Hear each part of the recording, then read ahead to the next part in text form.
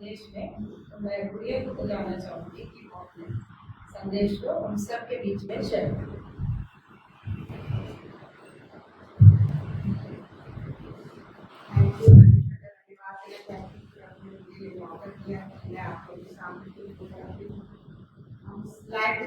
परमेश्वर का वचन अपनी खुशी बोल सकें। प्रभु ने हम पर दिलाया कि हम उसका धन्यवाद भी सकते हैं, धन्यवाद देते हैं।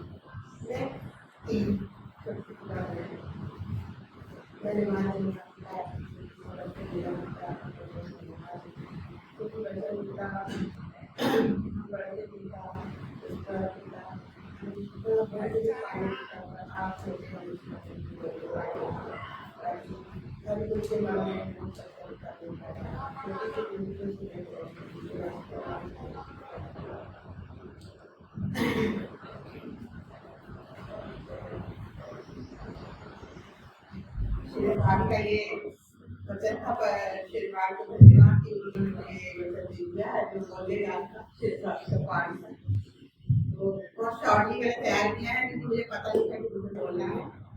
एक छोटी सी कहानी सुना रही हूँ इसी में से, जिसकी राजा दूसरा राजा उसका दूसरा उसका चौथा था उसका एक छोटी सी कहानी है। एक नबी था जो कहते नगर एक जगह का नाम है, वहाँ पर एक नबी जाता था। वहाँ एक कुलीन स्त्री रहती थी, उसके घर के सामने से एक नबी जाता था हमेशा। तो वो हमेशा उस कुलीन स्त्री की जो स्त्री धनी स्त्री थी वो हमेशा उस नबी को देखती रहती थी, और जब जब वो जाता था उसके घर के सामने से वो हमेशा उसको देखती रहती थी और अपने हस्बैंड से बोलती थी कि जब भी ये जाए तो आप उसको खाने के लिए पूछ लिया करो, ये परमेश्वर का नबी है। उसका पति उसको बोलता था अरे तुम तो किसी भी फकीर को खुद ही बोल देती हो, उसको ये खिला दो उसको खिला दो, पर बोलती है किसी को भी तुम परमेश्वर का नबी कहती हो। परंतु पर उसका पति उसकी बातों को मानता है और कहता है कि ठीक है। तो जब भी वो नबी जाता था उसके घर के सामने से उसको बुला के उसको रोटी उसको जो भी नीली रहती थी जिस वस्तु की उसको देती थी। फिर धीरे धीरे ये सिलसिला बढ़ता गया। फिर एक बार उस लेडीज ने अपने पति से बोला कि हम इसके लिए क्यों ना एक घर के ऊपर एक कुटिया तैयार करें, जो उसके आराम का साधन हो, उसके पढ़ने लिखने का जो भी है सब कुछ एक टीकर सब उसने उस कमरे के ऊपर रखा और उस नबी के पास गई और उसको नबी के पास गई, बोली कि आपके लिए है। तो उस नबी ने अपने सहायक को बोला ये स्त्री क्यों इतना बेदरी करती है, क्या कारण है, इसे किस चीज की जरूरत है। तो उस नबी और सहायक ने उस स्त्री से पूछा, उस स्त्री बोला कि इसे किसी चीज की जरूरत नहीं है, ये तो ऑलरेडी धनी है, क्या चीज है, परंतु इसको इसके घर में कोई औलाद नहीं है, कोई संतान नहीं है, तो हो सकता है उसको उसकी आवश्यकता हो। फिर क्या होता है कि जब नबी उस स्त्री को बुलाता है तो उससे बोलता है कि नारी अगले बसंत ऋतु तक तेरे यहाँ एक पुत्र रहेगा। परंतु वो स्त्री क्योंकि इसका पति बहुत उम्र हो गया था तो बोलती क्यों आप मेरा मजाक उड़ाते हो, ये नहीं हो सकता। परंतु वो तो ईश्वर का नबी था एलिशा, तो उसने बोला कि नहीं तुम विश्वास करो। तो बोलती कि आप मुझे धोखा मत देना ना। तो बोला कि विश्वास करो, पर तो ऐसा ही होता है, एक साल के बाद उसके यहाँ पुत्र होता है, पर वो बहुत नबी पे विश्वास करती है। उसका पति हमेशा उसको चिल्लाता रहता तो ये वो करती, बाकी वो हमेशा फिर ऐसा ही होता है। एक समय इसका बेटा अरे तबियत खराब होने के कारण खत्म भी हो जाता है, फिर भी वो नबी पे विश्वास करती है। फिर उसका पति बोलता है तुम्हारा नबी क्या बोलता है। फिर सेकंड टाइम फिर परमेश्वर का नबी बोलता है कि तुम यहाँ से छोड़ दो क्योंकि 7 साल तक यहाँ अकाल रहेगा। फिर भी वो नबी ने सुनती, फिर उसका पति उसको बोलता है तुम इन सब की बात क्यों मानती हो, यहाँ कुछ नहीं होगा। पर बोलती जो हमें आदेश मिला हम उसका पालन करेंगे। तो फिर भी वो चली जाती अपने परिवार को लेके खलीसी देश चली जाती, वहाँ 7 साल बिताते हम लोग रहते हैं। फिर सेकंड टाइम फिर वापस अपने देश आती है, अपने जहाँ अपने घर। फिर उसका सब कुछ छिन जाता है, पर उसको विश्वास रहता है परमेश्वर पर और नबी पे विश्वास रहता है। फिर जब फिर अकाल का समय आता फिर उसका पति बोलता है फिर हम यहाँ से चले गए क्योंकि फिर अकाल आ रहा है। फिर वो बोलती नहीं, इस बार हमें शांत रहना है, हमें परमेश्वर की का इंतजार करने के वो क्या बोलना चाहता है। पर एक समय आता है कि उसको कोई इंडिकेट वो नहीं मिलता कि क्या करना है। उसको न नबी बोलता है, न कहीं से कोई संकेत नहीं मिलता, परंतु वो चुपचाप रहती है और विश्वास करती है।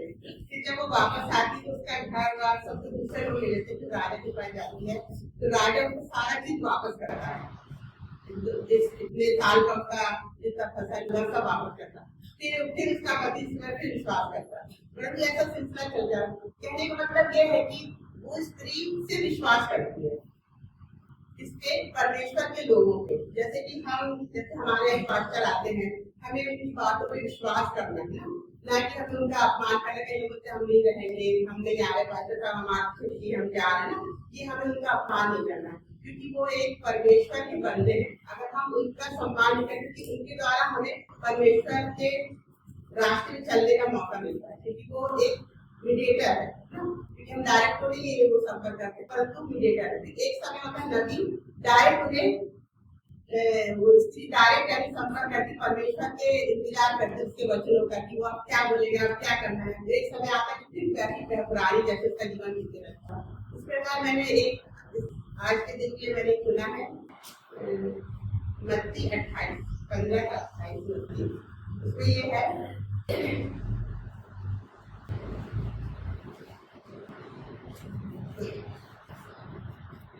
इस यीशु ने उस स्त्री को उत्तर दिया कि हे स्त्री, तेरा विश्वास बड़ा है, जैसा तू चाहती तेरे लिए वैसा ही हो। और उसकी बेटी उस समय चली हो। ये है एक कनानी स्त्री की कहानी है। कनानी स्त्री जो कनानी स्त्री है एक यूनानी कहलाती है। तो ये ना एक जब यीशु मसीह गलील छोड़ के सौदा की ओर चले, यानी राह में एक शहर था जहाँ वो स्त्री रहती सूर और सैदा की ओर चल रही। वहां पर एक फिनिकिया एक प्राचीन शहर था। वहां तक पहुंचे तो वहां एक स्त्री आई यीशु मसीह के पास और बोलने लगी कि हे यीशु प्रभु, मेरी बेटी यानी बहुत दिन से कोई स्टार को पकड़ा हुआ था, तो परंतु उसके यानी विनती करने लगी, परंतु जितने चेलों की इतनी भीड़ थी कि उसकी बात चेले लोग कुछ करें, उसको बोलते थे यीशु मसीह को कि इसको अलग करो, हमारे पास टाइम नहीं है उसकी विनती सुनने का। फिर भी वो उसका एक विश्वास था कि वो यीशु मसीह तक पहुंचेगी और अपनी विनतियों को बोलेगी परमेश्वर के आगे, क्योंकि उसकी बेटी को दुष्ट आत्मा पकड़ा हुआ। परंतु फिर भी चेले ना उसको नहीं सुनने देते, उसके आगे बोलते हैं जाओ, हमारे पास तो सांस लेने की फुर्सत नहीं, तुम्हारी बेटी कौन सुनेगा। परंतु एक उसके लास्ट एक उद्देश्य ये है कि यीशु मसीह सिर्फ उस लेडी से कारण गए थे, ना कि अपने चेलों को कोई प्रवचन सुनाने या उनको कोई शिक्षा देने नहीं गए थे। वहां पर सिर्फ उस देर गए थे कि उस स्त्री के कारण गए थे, उस स्त्री के कारण उसके विश्वास के कारण गए थे, ताकि वो उस बेटी को चल जाना। फिर जब चेले उसको नहीं जाने देते, फिर भी यीशु मसीह चुप रहते हैं, फिर भी उनकी चुप्पी में उसको विश्वास रहता है। इसको स्त्री को एक शब्द भी नहीं बोलते कि हम क्या करना चाहते हैं, यीशु मसीह उस लेडी से कुछ नहीं बोलते, पर सिर्फ उनकी दुआएं सुनते हैं। पर चेले बीच में आके उनको रोकते हैं बार बार। फिर क्या होता है कि एक समय आता है जब यीशु मसीह उसकी बातें सुनते हैं तो वो अपनी यानी कहना चाहिए जब हम विश्वास में आते हैं ना, तो हमें विश्वास को अटल रखना है। मतलब हम किसी चीज के लिए मांगते हैं परमेश्वर से ना, तो हमें डगमगाने हमारे हम भी सांसारिक लोग हैं, तो कुछ काम नहीं होता तो हम डगमगा आ जाते हैं। कई बार प्रेयर करते हमारा काम नहीं हो रहा है, नहीं, हम कई अलग अलग जगह जाने लगते हैं, अनंत जगह। कोई बोलता है यहाँ जाओ तो पूरा तुम्हारा काम होगा, कहीं बोलते यहाँ जाओ। तो हमारा है कि हमें जब हम अपने प्रार्थना में अटल रहेंगे, अपने विश्वास में अटल रहेंगे, तो एक ना एक दिन वो काम होगा आपका, कैसे भी वो काम होगा। हमें अपने विचारों से नहीं भटकना है और हमें सिर्फ जीवित परमेश्वर की आराधना करना है, जो हमें ये रास्ता दिखाया है कि हमें सिर्फ सच्चे परमेश्वर की आराधना करना है, ना कि हमें दूसरे जगह जाकर। और अपने एक को एक सही रखना कि हमें इसी रास्ते में चलना है, ना कि भटकना नहीं है। तो इसी प्रकार वो लेडीज एक समय आता है कि परमेश्वर बोलता है कि ये सब उसने कहा कि सच में हे प्रभु। इस पर यीशु ने उसको उत्तर दिया है, इसलिए तेरा विश्वास बड़ा है और जैसा तू चाहती है तेरे लिए वैसा ही हो। और उसकी बेटी उसी तरह चल रही है, क्योंकि उसके विश्वास में उससे चल रहा है। इसी बीच में इसके बाद एक और चीज है कि एक सूबेदार रहता है, वो भी परमेश्वर के द्वारा एक रह जाता है कि मेरा सेवक जो है लकवा से ग्रसित है घर में, प्रभु इससे चंगा करते हैं, अपने मित्रों के द्वारा उसके पास भिजवाता है। परंतु परमेश्वर कहता है ठीक है मैं तेरे घर आकर से चंगा करूंगा, पर वो कहता है, सूबेदार कहता है मेरे घर मत आइए क्योंकि मैं इस काबिल हूँ कि आप मेरे घर आए। परंतु जब जब परमेश्वर जाके उससे चंगा करता है तो वो कहता है कि तेरा विश्वास इसलिए चंगा किया। वो कहता है, उस सूबेदार कहता है सिर्फ परमेश्वर तुम बोल दो कि मेरा वो सेवक चंगा हो गया, मुझे कुछ नहीं देखना, ना तुम मेरे घर आओ ना कुछ नहीं। परंतु उसका विश्वास इतना अटूट है कि वो वहां से बोलेगा वो चंगा होगा, और ऐसा ही हुआ, उसका जो सेवक था वही चंगा था। मेरा कहने का मतलब ये कि हम जब अपने रास्ते पे चलते हैं ना, बहुत से कठिनाई आती, बहुत से नौकरी में, बीमारियों में, क्योंकि ये सब इसको हम अपने से लाते हैं। परमेश्वर नहीं देता कि अपन सोचते हैं शैतान ने कर दिया, हमने गलत किया, तो परमेश्वर कभी अपने बच्चों के साथ गलत नहीं करता। आप ये भी ध्यान रखिए, क्योंकि कभी अपने कोई बाप अपने बच्चे के साथ नहीं गलत करेगा, परंतु तो हमारा परमेश्वर है, सबका बाप है, नहीं वो क्यों गलत करेगा। परंतु हम कभी कभी भटक जाते हैं लोगों से, लोगों के भाव, जिस किसी से बात करते हैं उसी साइड चल जाते हैं, क्योंकि हमारा विश्वास कमजोर है, हमारा विश्वास अटूट नहीं। हमें अपना विश्वास अटूट रखना है कि एक प्रार्थना के साथ रखना है, कोई भी चीज आप प्रार्थना से मांगो, और आपकी प्रार्थना में कोई स्वार्थ नहीं होना चाहिए कि परमेश्वर आपने ये करे तो मैं आपके लिए ये करूंगी, कभी आपका बोल रहा है, क्योंकि हर कोई कोसा नहीं करना। आज आपने पैसा तो आप बोल सकते हो मेरा ये बन जाएगा तो मैं आपको ये दे दूंगी, ठीक है। अब जिसके पास रोटी का ठिकाना नहीं वो क्या देगा, तो क्या उसका परमेश्वर नहीं है? परमेश्वर सबका है, हर अन्य जातियों का परमेश्वर है, परंतु बस ये चीज पे विश्वास करना चाहिए। अगर आपने विश्वास किया है, आपने विश्वास की प्रार्थना की है, तो हर काम जो असंभव है वो भी संभव है, ठीक है ना। बहुत से बच्चे जो पढ़ नहीं पाते, हम कहते घुटनों में प्रेयर करो, फिर अपना लक्ष्य करो कि मुझे क्या करना है, क्योंकि बच्चे भटक जाते हैं, हमारा आखिर फटा जाता, मम्मी मैं ये करूँ, कभी बोलता है मम्मी मैं BA IIT करूंगा, कभी ये करूंगा, भटका हुआ है वो पूरी तरह से ना। हम फिर भी मैं बोलती हूँ कि बेटा तुम परमेश्वर के पास जाओ, प्रेयर करो, चर्च जाओ, तो तुम्हारा जीवन बदलेगा, क्योंकि अभी तुम्हारा जीवन बदला नहीं है। जो जिसको जो बोलता है वो वही बोलने लगा, मम्मी ये करना, कहीं सुनकर आए मम्मी मैं ये करूंगा, तो कभी लक्ष्य चारों तरफ नहीं होता, या आप भी पुकारो वो भी पुकारे, हम चारों तरफ नहीं जा सकते, हम एक ही जगह जा सकते ना। इसलिए हमें अपना उद्देश्य सीधा रखना है, जितनी परेशानियां आए, जितनी भी दिक्कत आए ना, उसके लिए हमें तैयार रहना है, और हमेशा एक चित होकर अपने लिए प्रार्थना करनी है। भले वो 10 साल में होगी, परमेश्वर आपकी प्रार्थना 10 साल में सुने, परंतु परमेश्वर आपकी प्रार्थना जरूर सुनेगा अगर आप एक मन होकर। क्योंकि वो लेडीज थी जो पुलिस स्त्री थी जो सुबेर नगर में, तो वो भी 7 साल तक परमेश्वर की बात सुनी, पूरा घर द्वार छोड़ते थे। क्यों सुनी? क्योंकि उसको ही पता था कि परमेश्वर मेरा साथ कभी नहीं छोड़ेगा, उसको पता था कि मेरा सब कुछ लौटाने वाला ही परमेश्वर है।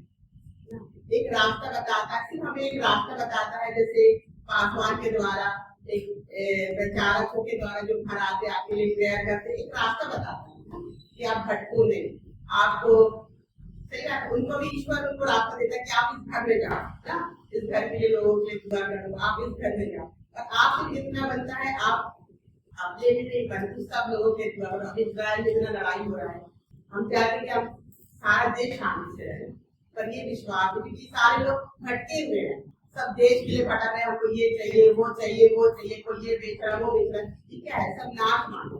परंतु इस सारे संसार की मुश्किल से 100% भी लोग नहीं होंगे जो विश्वास होंगे, सिर्फ चाहते कि आज का हमको ये मिल जाए, बंगला मिल जाए, गाड़ी मिल जाए, अच्छी नौकरी मिल जाए, आनंद जीवन के लिए कोई नहीं चाहता कि जाके हम आनंद जीवन ले रहे हैं, हम सुख शांति से रहे, एक पल भी हम शांति से गुजारे ना।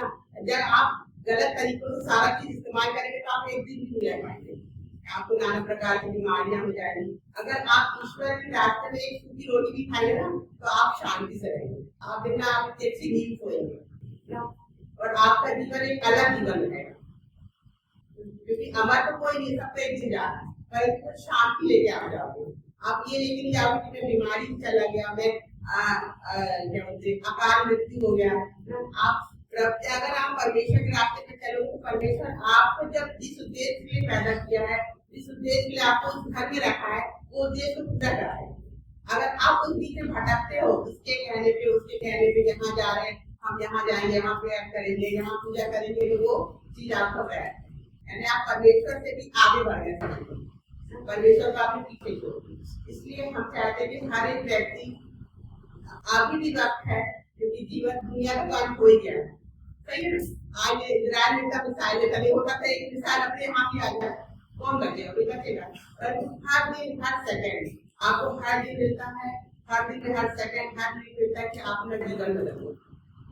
पैसा, नौकरी, ये सब अदर मैटर है, जो डजन मैटर है।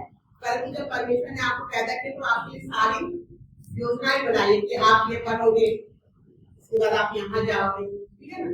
जैसे कि सब अलग अलग कॉलेज में पढ़ते हैं, सब परमेश्वर का लिखा हुआ है। और जिसको नौकरी नहीं मिलती वो परमेश्वर का लिखा हुआ, जिसको नौकरी क्यों नहीं मिल रही है, ये कहाँ पीछे है, कहाँ अपने बुद्धि इस्तेमाल नहीं कर रहा।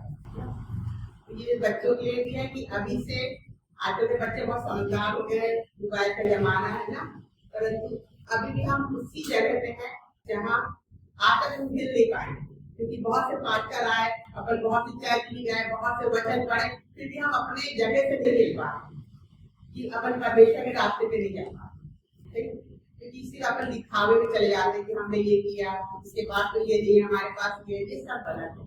परमेश्वर की नजर में हर कोई एक है, ना आपका पड़ोसी, आपके माँ बाप, आप दूसरे के माँ बाप, सबके माँ बाप एक, कोई किसी में छोटा बड़ा नहीं है। परंतु यही है कि हमें सिर्फ विश्वास रखना है, विश्वास में प्रार्थना करना है और उस विश्वास को कायम रखना है, ताकि आपके विश्वास को देख के दूसरा विश्वास करने लगे, ठीक है ना। अपना एम सही रखना है, अपने किसी गलत काम से आगे नहीं बढ़ना है। जितना मेहनत करो जितना फल मिलता है आपकी मेहनत के द्वारा, वही आपका फल बनता है, ठीक है ना। और आप ऐसे उदाहरण में दूसरों के लिए भी, आपके अड़ोसी पड़ोसी के लिए भी, सामने वाला आपका नाम लेके देखो वो लेडी ऐसी जा रही है, वो देखो वो बच्चा ऐसा है, और अपने मन को साफ रखना है। ऐसा अपन भी बोल देते, बड़बड़ा लेते घर में, कभी कभी मम्मी से कभी कभी बहस हो जाती किसी बात को लेकर, पर वो तो सब थोड़ी सी बात है। पर हम लोग ऐसा भी नहीं कि बहस हो गई तो बात ही नहीं कर रहे, एक दिन के फिर बात करने लगे। ये सब परमेश्वर हमें ऐसा अच्छी जगह रखा है, आप ये सोचो कि अच्छी कलीसिया में रखा है कि अपन सच्चाई को ग्रहण कर रहे हैं। सबसे बड़ी बात, हमारे बच्चे इतने अच्छे हैं, अच्छे अच्छे स्कूल कॉलेज में अपने यहाँ भी, तो हम चाहते हैं कि हमें देख के दूसरे लोग बदले, ना कि हमारी कामयाबी को देख के ना बदले, हमारे प्रभु को देख के बदले, हमारे जो हमारे अंदर जो प्रभु को मानते हैं उसको देख के लोग बदले। ये नहीं कि इसने ये खरीद लिया तो हम ये खरीद लिए, सब नहीं, सब नाश मानते अभी खत्म हो जाएगा। तब हमें अपना जीवन सीधा करना है, उस स्त्री जैसे जीवन करना है जो विश्वास में अटकी हुई। उसका पति तब बूढ़ा हो गया था, डॉक्टर को बोलते उसको कुछ होगा नहीं संतान ना, पर उसको संतान दिया, फिर तो उसकी पूरी प्रॉपर्टी वापस कर दिया। अगर आप ऐसा करेंगे तो आपका भी सब कुछ खोया हुआ वापस आ जाएगा, और जो आप चाहते हैं वो भी होगा, परंतु आपको परमेश्वर के साथ चलना होगा। अगर आप चाहोगे तो ये संभव है, ये सब कुछ आपके ऊपर। और ये सब फालतू बातें अपन बोलते ना कि ऐसा हो गया, हमने ऐसा किए तो ऐसा हो गया, हमें बीमारी लग गई, हमारे पैसा नहीं बनता, ये सब अपने कर्म है, ना कि परमेश्वर के कर्म ना शैतान के। ये हमारी गलतियों से हम जो एक जो अपने रास्ता निकाले ना, अपने रास्ते में चलते ना, उसी गलती है कि हम किस रास्ते पे चल रहे हैं, उसके द्वारा अपनी बात परेशानी आती है। बस मैं एक वचन पढ़ के एंड करूंगी,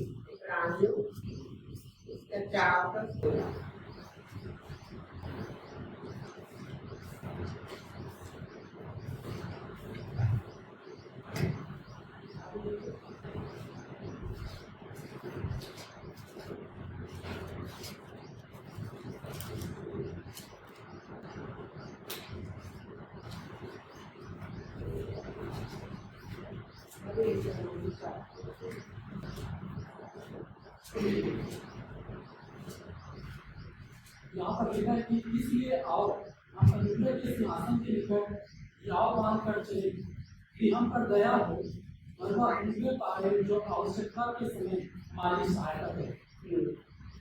क्योंकि परमेश्वर कहता है कि आप अनुग्रह रखें, वो अनुग्रह हम परमेश्वर से पाए जो हमारे आवश्यकता के समय हमारी सहायता करें। आप ये नहीं बोले कि हम पैसा बटोर के रखो, क्या बोला कि आप अनुग्रह को रखो परमेश्वर की। अनुग्रह कब करेंगे तो आपको कभी आपका अनुग्रह कब मिलेगा, जब आप उसके वचनों को चलेंगे, प्रार्थना करेंगे, अपना जीवन प्रार्थना का बनाएंगे, विश्वासी जीवन बनाएंगे। सबसे मेन कारण है कि विश्वास, और विश्वास के लिए आपको प्रार्थना करना है, और प्रार्थना के लिए विश्वास करना है, क्योंकि विश्वास तो अनदेखी चीज है ना, विश्वास की चीज तो है नहीं, वो अनदेखी चीज है, अनदेखी वस्तु है, अनदेखी कोई इमेजिंग है। आप पता कैसे चलेगा मैंने विश्वास किया और ये हो गया, जो हो गया है वो आपका साक्षात है, वो विश्वास दिखेगा कि ये नहीं था, मेरे विश्वास करते कि ये मेरे सामने ये मेरे को दिख रहा है। विश्वास आपको नहीं दिखेगा, विश्वास आपके अंदर पैदा होगा। इसलिए आप विश्वास को अनुग्रह अपने लिए पैदा करेंगे, अनुग्रह रखेंगे। कब के लिए रखेंगे, जब आपको आवश्यकता पड़ेगी, ठीक है ना।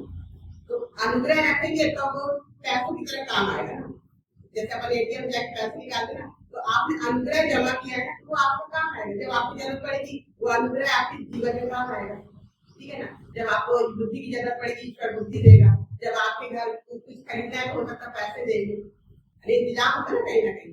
क्यों, क्योंकि हमें ये रखना है, हमें ना कि बैंक बैलेंस रखना है, ना कुछ नहीं रखना, हमें अपना विश्वास रखना है, अपना प्रार्थना का जीवन रखना है, और अपना अनुग्रह इकट्ठा करना है अपने लिए।